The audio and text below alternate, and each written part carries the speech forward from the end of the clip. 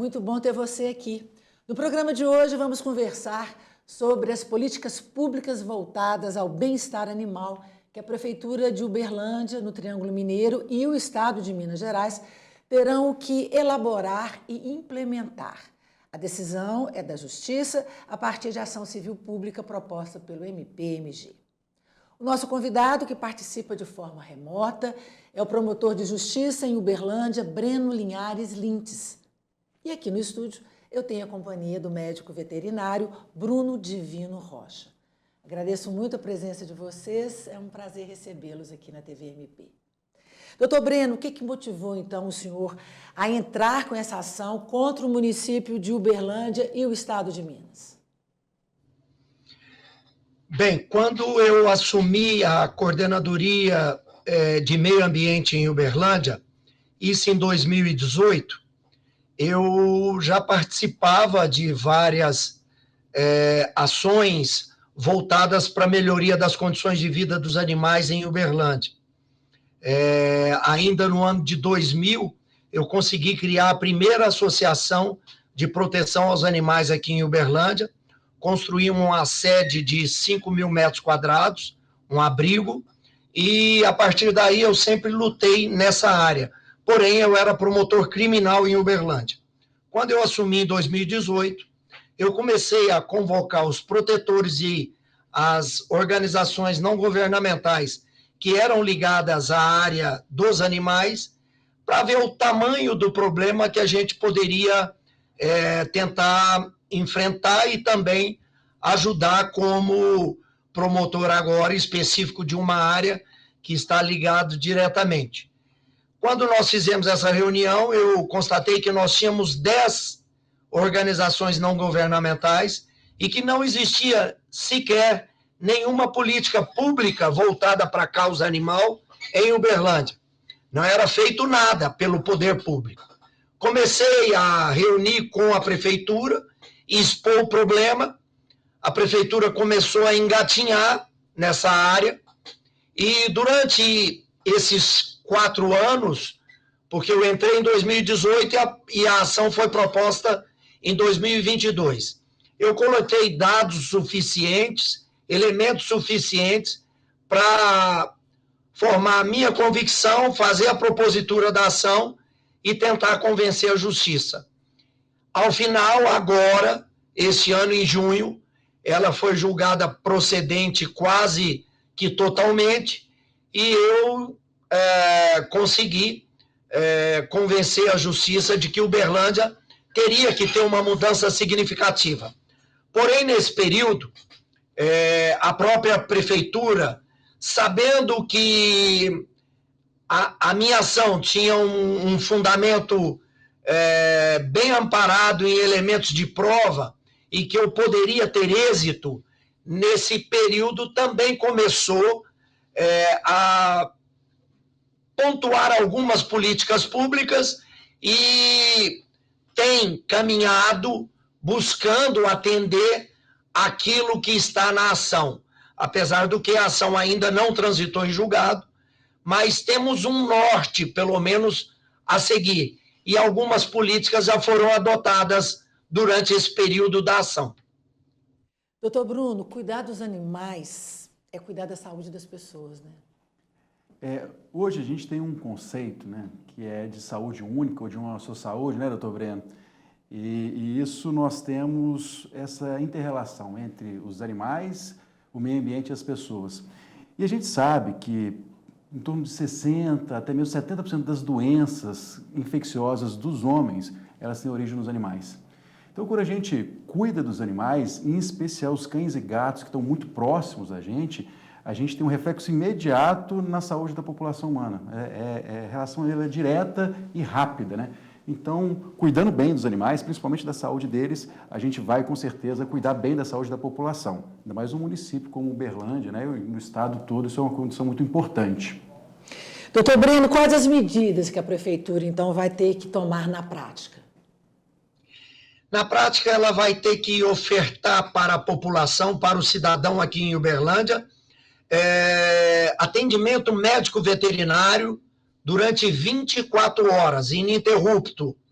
e vai ter que construir um complexo para o recebimento de animais que foram atropelados e precisam de recuperação, bem como aqueles que os protetores e as ONGs detectam que ele foi recentemente abandonado.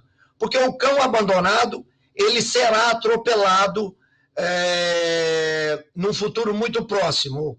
Se eu estou falando coisa de 1, 2 dias, quando ele é solto na cidade, ele acaba sendo atropelado em 1 ou 2 dias, porque ele não tem o costume de lidar com o trânsito da cidade. Então, ele acaba sendo atropelado. Nessa ação proposta, em virtude de Uberlândia, a gente tem uma previsão de 34 mil animais soltos. Na ação foi pedido um complexo, um abrigo para fazer atendimento médico veterinário e acolher 3.400 animais. A prefeitura já chegou a reservar uma área de 30 mil metros quadrados aqui em Uberlândia para iniciar a construção desse complexo, que visa várias outras coisas, e não só o atendimento, e não só como abrigo para a cidade, entendeu? Doutor Bruno, o que significa bem-estar animal dentro do contexto das políticas públicas? Dar um passo antes, quer dizer, essa relação homem-animal, ela é muito benéfica, né, tanto para o homem quanto para os animais, né? A gente viu isso na pandemia, sim, principalmente, os benefícios que são desde benefícios de saúde, benefícios físicos, mentais, sociais, né?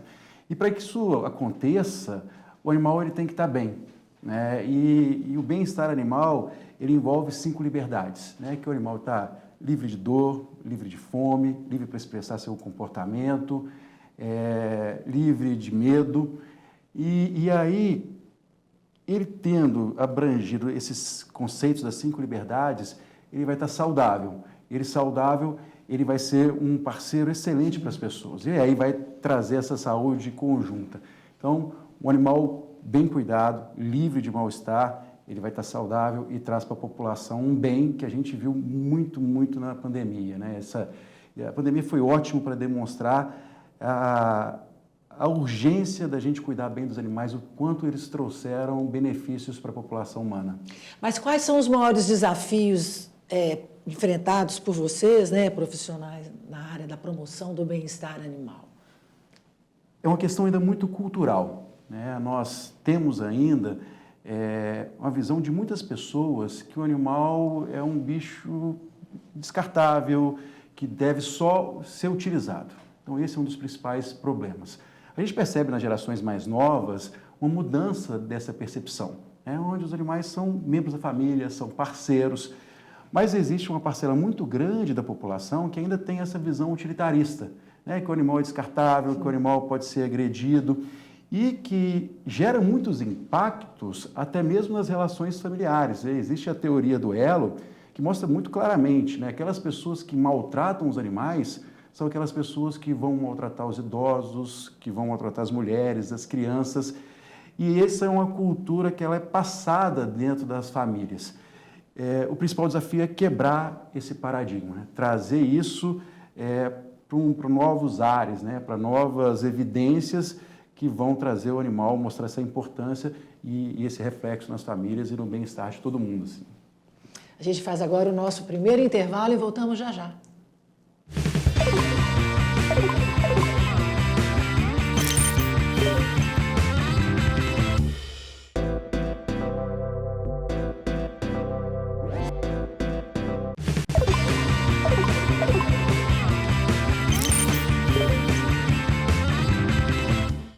De volta ao Ponta a Ponta. Hoje o tema são as políticas públicas para a melhoria das condições de vida dos animais que a Prefeitura de Uberlândia terá que adotar. Doutor Breno, enquanto então a Prefeitura se mobiliza, né, para colocar em prática as medidas exigidas pela Justiça, a sua promotoria tem realizado várias ações aí na cidade em prol do bem-estar dos animais. Quais são essas ações em parceria com a Universidade Federal de Uberlândia E de onde vêm esses recursos? Bom, esses recursos vêm das medidas compensatórias daquelas empresas e pessoas físicas que transgridem a legislação ambiental. Elas têm que pagar uma medida compensatória, né, uma indenização pelo fato, e essas medidas estão sendo responsáveis pela construção de vários recintos e várias coisas aqui em Uberlândia. Eu vou te pontuar algumas para você entender. Nós construímos uma clínica com 6.000, num terreno de 6.900 metros quadrados, que tem a clínica e ela tem vários canis para acolher os animais que passam pela clínica. Uma clínica que tem 280 metros quadrados. Outra clínica, o Ministério Público fez aqui no centro da cidade, uma com 350 metros quadrados de clínica para atendimento de população carente e de animais soltos, né, animais abandonados em Uberlândia. Além dessas duas clínicas, nós estamos, juntamente com o Ministério Público Federal, o IBAMA, a Universidade Federal de Uberlândia, construindo o que eu poderia dizer o maior santuário de animais silvestres aqui para Uberlândia, na Fazenda do Glória, que tem 148 alqueires de chão, para que a gente possa expandir e que lá já está sendo colocado vários animais silvestres que são apreendidos ou que são atropelados em rodovias e são levadas para lá. Paralelamente a essa criação do santuário, que eu chamo de santuário aqui em Uberlândia, nós criamos o primeiro Instituto Médico Legal Veterinário de Uberlândia. Esse Instituto Médico Legal Veterinário foi uma criação entre Ministério Público Estadual e Universidade Federal de Uberlândia. E está sendo exemplo para o país inteiro. Está sendo maravilhosa a atuação desse Instituto Médico Legal Veterinário, principalmente para trazer elementos para que a justiça possa realmente ter a materialidade e procurar a condenação do indivíduo que pratica esses maus tratos. Tem algumas outras ações que nós fizemos, junto com o IEF, para a construção de recintos que são utilizados de forma temporária para recolocar o animal em seu habitat. Esses recintos foram construídos em RPPNs que nós temos aqui em Uberlândia. Além disso, teve ações que nós fizemos aqui de atendimento direto junto ao Hospital Veterinário da Universidade Federal, que tem atendido, por ajuda do Ministério Público, cerca de 400 animais por ano, em intervenções cirúrgicas de alta complexidade. E tudo isso sendo arcado com essas medidas compensatórias que o Ministério Público consegue. O doutor Bruno tem um caramelo ali acompanhando, né? O doutor Breno ele tá de boa ali, acompanhando a nossa conversa, meio sonolento. O doutor Bruno, como é que você vê, então, no seu dia a dia, os efeitos da falta de políticas públicas para cuidar dos animais? Como é que isso acontece na sua rotina?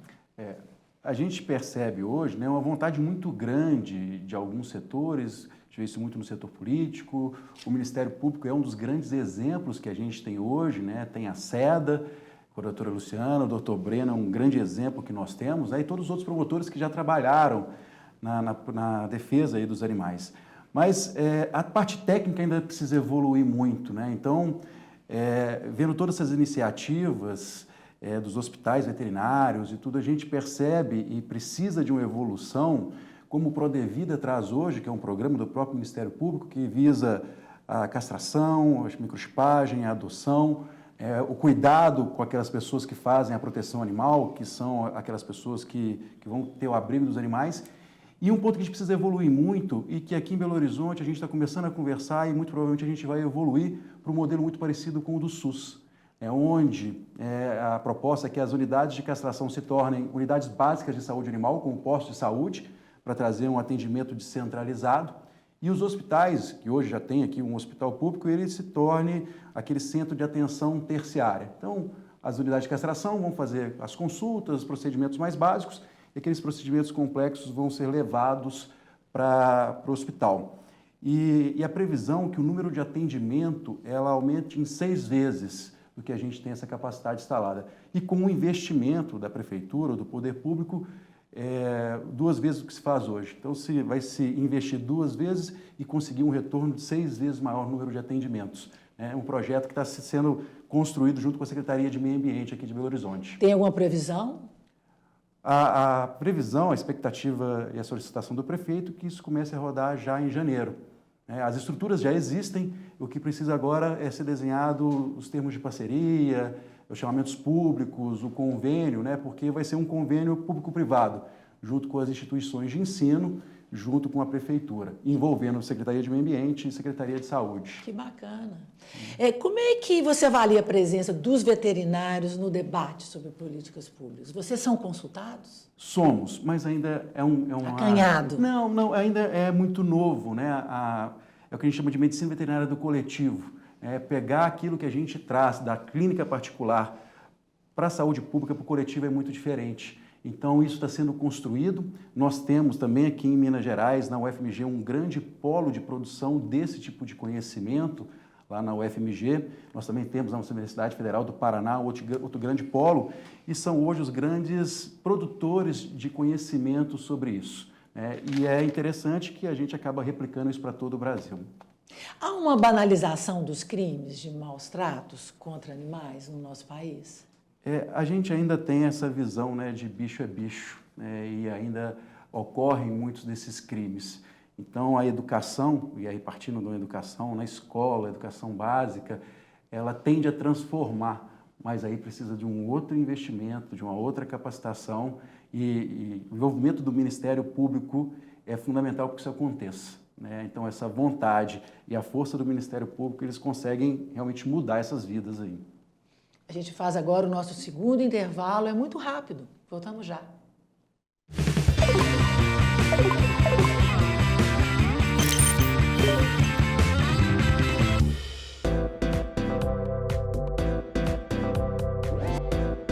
TVMP, em todo lugar, ao seu lado. Realização: Ministério Público de Minas Gerais.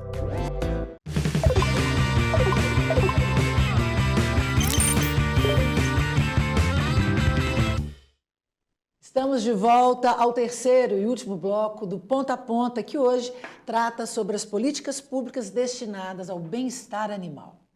Doutor Breno, o que falta para a pauta dos direitos dos animais ser tratada como prioridade? Por que ainda é tão difícil fazer com que os municípios cumpram a obrigação legal de cuidar dos animais abandonados? Nós temos assistido no Brasil inteiro uma representatividade muito grande na área política dos defensores dos animais. Nós temos aqui em Uberlândia, em Minas Gerais, Fred Costa, o Noraldino, nós temos delegado Bruno, nós temos Felipe em São Paulo, nós temos no Paraná, nós temos em Goiás. Eu acredito que isso está sendo desmistificado, porque o político está entendendo que a causa animal traz voto para ele. Quando trouxer de uma forma significativa, eu tenho certeza que essas políticas serão mais respeitadas e procuradas no tocante a ser aplicada pelo poder público. Eu penso que nós podemos melhorar sim, porque a cada dia que passa, como o doutor Bruno disse, os mais novos têm mais interesse por isso aí. Seria um melhor respeito para com as outras espécies. O que falta no Brasil é isso. Infelizmente, a gente ainda assiste barbaridades acontecendo, porque esse país é um país que não tem lei e é um país que a sanção criminal não intimida ninguém. Doutor Bruno, o que o senhor acha? É uma questão de lei, orçamento, vontade pública? Por que ainda não é prioridade a questão animal? A questão, né, como o doutor Breno falou, a questão da educação ela é um ponto fundamental. Mas junto com isso, a gente ainda tem um limbo, né, jurídico, regulamentar em relação aos, principalmente, cães e gatos. Então, precisam se criar ainda mais leis, precisa se educar mais a população. O próprio mercado veterinário ele precisa ser mais bem regulamentado, né, e agora vem surgindo uma proposta de uma agência regulatória do setor que vai envolver tanto a parte de planos de saúde, mas também das estruturas que são oferecidas. Ainda é tudo muito novo, né? Então, tendo a vontade, principalmente a vontade política, como o doutor Breno falou, a população julgar isso importante e os políticos entenderem que isso vai ser revertido em voto e aí eles empenharem cada vez mais, né? O legislativo, junto com o executivo, desenhando isso de uma forma mais robusta, a gente vai ter o desenvolvimento. A gente ainda está começando, mas a velocidade que as coisas têm andado me traz muita esperança disso chegar rápido, porque realmente, o doutor Breno falou, ele está lá desde 2000, né, já são 25 anos, mas nos últimos 5 anos a velocidade dessa presença aí, da importância dos animais, ela tem ganhado uma importância grande e isso eu acredito que a gente vai chegar muito rapidamente num patamar de educação que vai ser bom para os animais e para a gente. Doutor Breno, qual que é a importância das campanhas educativas, hein? Eu acho que elas devem acontecer principalmente nas escolas. Eu estou, de forma imediata, só a sanção solucionaria os problemas. De forma mais imediata, em que a gente pode olhar mais pelo futuro, incutir no sistema educacional brasileiro, convencer aqueles que estão fazendo a gestão da educação no Brasil, que seja incluído essa questão de aulas em todos os níveis, fundamental, intermediário e até mesmo superior, aulas sobre meio ambiente, destacando 50% para a fauna, 50% para a flora. Eu acho que isso ajudaria significativamente para daqui a 10 anos a gente viver uma outra realidade. Hoje ainda é difícil. Estamos começando, dando pontapé, como o doutor Bruno disse. Eu estou lutando aqui em Uberlândia desde 2000. E de 2018 para cá, os últimos 5, 6 anos, que eu tenho conseguido alguma coisa de conscientização. Hoje, com a ajuda muito forte do Poder Legislativo aqui na cidade, que tem apoiado o Ministério Público em tudo. Bruno, como ensinar crianças a respeitar e cuidar dos animais? É aquele trabalho de formiguinha e sempre com muito amor, né? Se a gente buscar a capacitação e aí usar as universidades, tem um negócio muito interessante, um dado muito importante. O Brasil é o país com o número de cursos de medicina veterinária do mundo. Olha. E em Minas Gerais são mais de 90 cursos de medicina veterinária. Então, é uma mão de obra que precisa ser utilizada, né? Desde que é capacitada, a gente tem aí um pessoal que pode chegar, e aí a parceria junto com o Estado, a Secretaria Estadual de Educação, junto com os municípios, tem tudo para dar certo. A gente precisa realmente de ter uma política estadual que centralize isso, que a gente tenha mão de obra, a gente tenha vontade e precisa dessa organização. Tem uma notícia aqui que a coleira antilatido, que provoca choque, está proibida de ser usada e comercializada no Estado. É isso mesmo, doutor Breno? Sim. Teve um projeto de lei que tramitou na Assembleia e que foi proibido, a previsibilidade é da proibição da utilização desse tipo de artefato para educar um animal, porque é bastante, vamos dizer assim, cruel para com uma espécie que eu chamo de relativamente incapaz, porque ela não sabe perceber o mal que aquilo ali faz e o porquê que aquilo ali está sendo usado nela. É uma coisa bastante absurda, bastante cruel.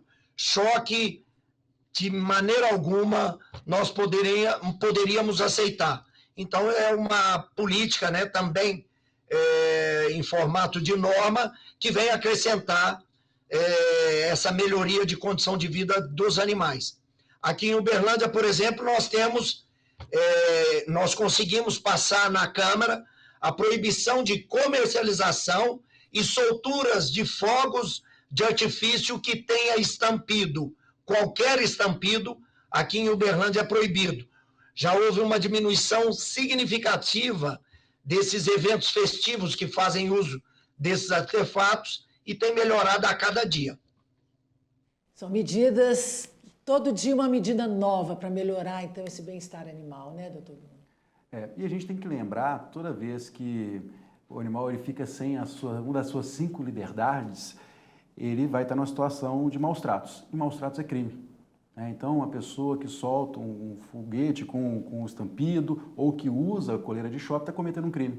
Então, é uma situação que ela é gravosa para as pessoas também e a gente tem que chamar bastante atenção a isso.